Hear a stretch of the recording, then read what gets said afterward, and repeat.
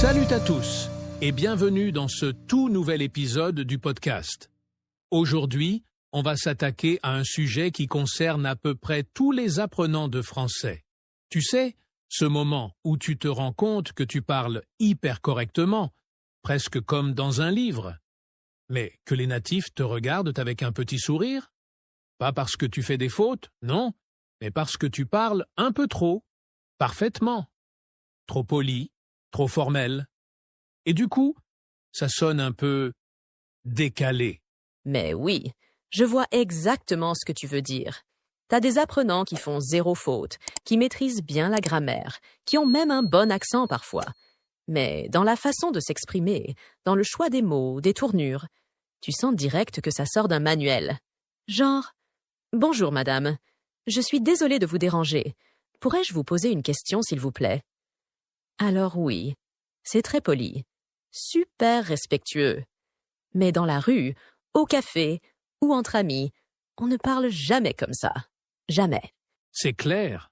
En fait, il y a un vrai fossé entre le français appris en cours, qui est souvent très normé, très académique, et le français parlé dans la vraie vie.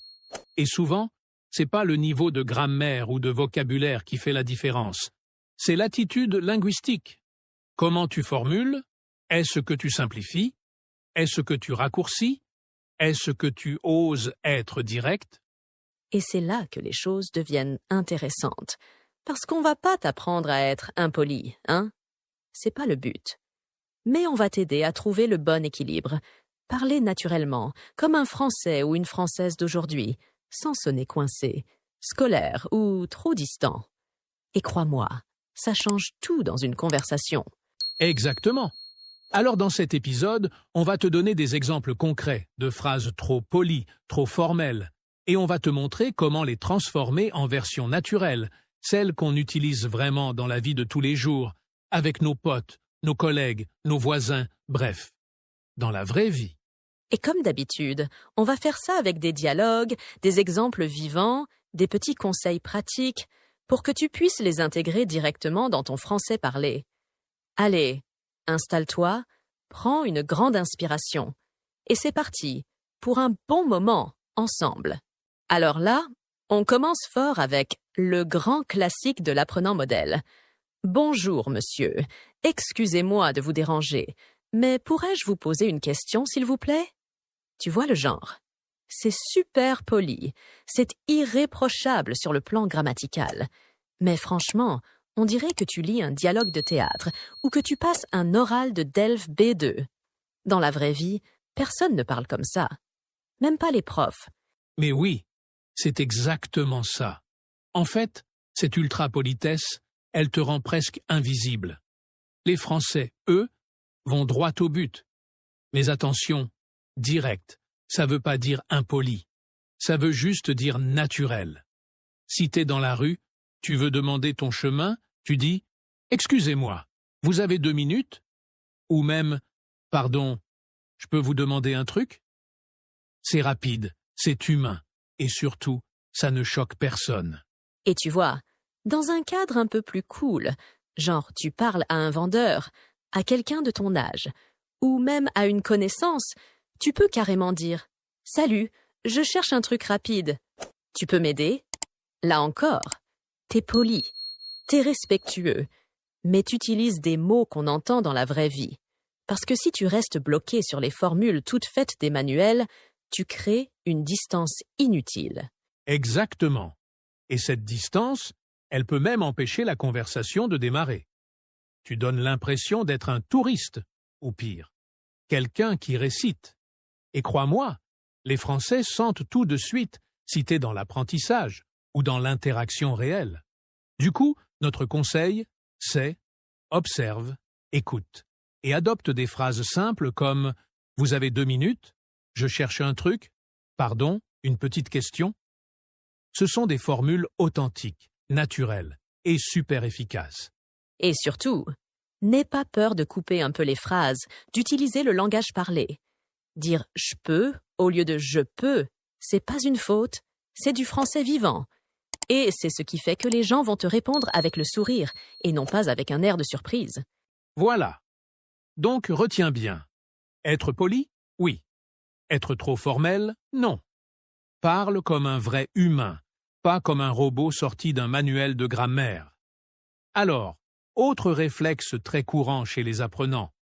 Et franchement, on le comprend parce qu'on te l'a sûrement répété 100 fois à l'école, c'est de vouvoyer tout le monde. C'est vu comme une marque de respect, donc tu te dis « mieux vaut en faire trop que pas assez ». Mais en réalité, dans beaucoup de situations, ça te fait juste paraître trop distant, voire un peu bizarre, surtout si tu t'adresses à des gens de ton âge. Mais oui, exactement. Genre, t'es en soirée avec des jeunes de 25 ans, tout le monde est détendu, et là tu sors. Vous voulez danser? Ou est-ce que vous aimeriez boire quelque chose? Franchement, on dirait que tu sors d'une école de majordome.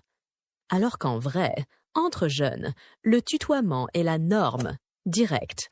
Tu dis tout simplement « Tu veux danser? On prend un verre. Tu bosses dans quoi? » C'est simple, c'est fluide, et surtout c'est naturel. Après, faut nuancer. Bien sûr, le vouvoiement reste important dans certains contextes. Si tu parles à ton prof, à ton patron, ou à une personne âgée que tu connais pas trop, là, le vouvoiement est bien vu. Ça montre que tu respectes la personne et le cadre. Mais si t'es avec des collègues jeunes ou des gens que tu rencontres dans un cadre informel, tutoie sans stress. En fait, ça aide même à créer du lien plus rapidement. Et un bon truc à retenir. En France, si quelqu'un te tutoie, tu peux le tutoyer en retour. C'est une règle implicite. Pas besoin de demander « on peut se tutoyer ?» sauf si t'es en contexte professionnel un peu rigide. Sinon, adapte-toi à l'énergie de la personne. Si elle est détendue, souriante, jeune, pars sur le tutoiement. Tu sonneras beaucoup plus à l'aise et beaucoup plus intégré. Et honnêtement, parfois, trop de vouvoiement peut même mettre un malaise. Genre, si tout le monde tutoie et que toi tu sors un « Vous avez passé un bon week-end ?» tout le monde va se retourner en mode « C'est qui ce mec ultra formel ?» Donc, le bon réflexe, c'est « Sois observateur, écoute comment les autres parlent et aligne-toi. » Tu vas voir, ça change tout dans la manière dont les gens te perçoivent. Alors là, on touche un point sensible. Les phrases trop longues, trop tournées, trop alambiquées, qu'on utilise pour paraître poli, mais qui finalement te rendent moins naturel. Genre, tu veux demander un truc tout simple et tu sors une phrase du type « Je me demandais si éventuellement, peut-être, dans le cas où cela ne vous dérangerait pas, il serait possible de… » Et là, la personne en face a déjà décroché. Elle t'écoute plus. Elle attend juste de comprendre ce que tu veux vraiment dire. Mais oui, on comprend que tu veux être respectueux, c'est normal. Mais en français courant, on va droit au but. Et c'est pas mal poli, c'est juste plus naturel. Par exemple, au lieu de dire « Je me permettais de vous demander si je pouvais emprunter votre chargeur, s'il vous plaît », dis juste « Je peux te piquer ton chargeur 2 minutes ?»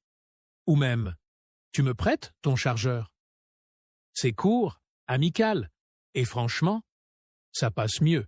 Et le pire, c'est que ces longues phrases, souvent, elles te mettent toi-même en difficulté. Parce que t'es concentré sur la forme, sur la politesse, sur la tournure grammaticale, et au final, tu perds ta spontanéité. Alors qu'en réalité, les Français, dans la vie de tous les jours, ils aiment quand c'est clair, direct, un peu cash parfois, mais toujours humain. Exactement. C'est pas un manque de respect. C'est juste une question de culture linguistique. En français natif, surtout dans les conversations quotidiennes, on préfère dire « Tu crois que je peux faire ça? Tu veux qu'on fasse comment ?» Ce sont des expressions simples, mais super puissantes pour sonner fluide et mettre à l'aise ton interlocuteur. Et si t'as encore un doute, écoute les Français parler entre eux. Même au boulot, on raccourcit tout. On dit pas « Serait-il envisageable de décaler la réunion ?» Mais on peut repousser la réunion. Tu vois? Moins de mots, chaque heure plus d'impact. Donc, dès aujourd'hui, simplifie tes phrases. Ça va te libérer la parole, t'éviter les bugs. Et surtout, ça sonnera 1000 fois plus naturel. Ok, Lily, on fait un petit jeu pour finir ce point en beauté. Je vais te donner des phrases ultra polies, style manuel scolaire. Et toi, tu me balances la version que les Français disent vraiment, dans la rue. Entre potes. Tu joues le rôle de la traduction natif, d'accord? Allez, j'adore ça.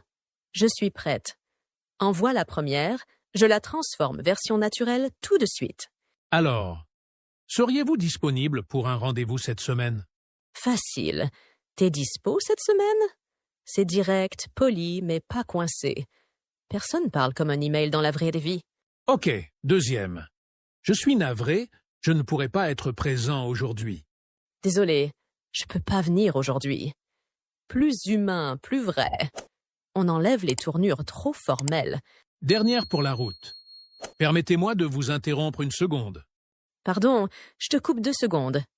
C'est simple, naturel, et personne te regarde bizarre si tu dis ça. Génial. Voilà exactement le genre d'automatisme qu'on veut vous aider à adopter. Tu vois, au final, parler français de façon naturelle, c'est pas du tout une question d'être moins poli ou de mal parler. C'est juste une question d'adaptation au contexte, de spontanéité, de simplicité. Les Français ne passent pas leur journée à parler comme dans un livre de grammaire. Ils vont à l'essentiel. Ils utilisent des phrases courtes, vivantes, parfois un peu familières, mais toujours efficaces. Et si tu veux vraiment te fondre dans une conversation, c'est ce style-là que tu dois viser. Exactement. Alors on résume les 3 grands pièges à éviter pour arrêter de parler trop parfait. 1. Trop de formules tirées des manuels scolaires. On simplifie. 2. Le vouvoiement automatique. On s'adapte à la situation. On tutoie quand c'est naturel. 3. Des phrases trop longues, trop complexes. On fait court, clair, efficace. Et surtout, on n'oublie pas que parler bien, ce n'est pas parler compliqué. C'est parler vrai. Et le meilleur outil que t'as entre les mains, c'est ton oreille. Écoute comment parlent les Français entre eux. Écoute les dialogues dans les films, les podcasts, les vidéos. Et surtout, répète, mets-toi dans la peau d'un Français. Parle à voix haute. Rejoue des scènes. Ose simplifier. Ose parler comme eux. C'est comme ça que ton français deviendra vivant. Maintenant, c'est à toi de jouer. Dis-nous en commentaire, quelle est l'erreur que tu faisais sans t'en rendre compte? Et laquelle tu vas essayer de corriger à partir de maintenant? On lit tous vos retours et on adore vous voir progresser. Et si t'as trouvé cet épisode utile, ou si tu t'es reconnu dans certains exemples, pense à t'abonner, à liker et à partager cette vidéo avec tes amis qui parlent encore un français un peu académique. Toujours, continue à parler, à progresser, à t'amuser et surtout à kiffer ton apprentissage du français. À très bientôt!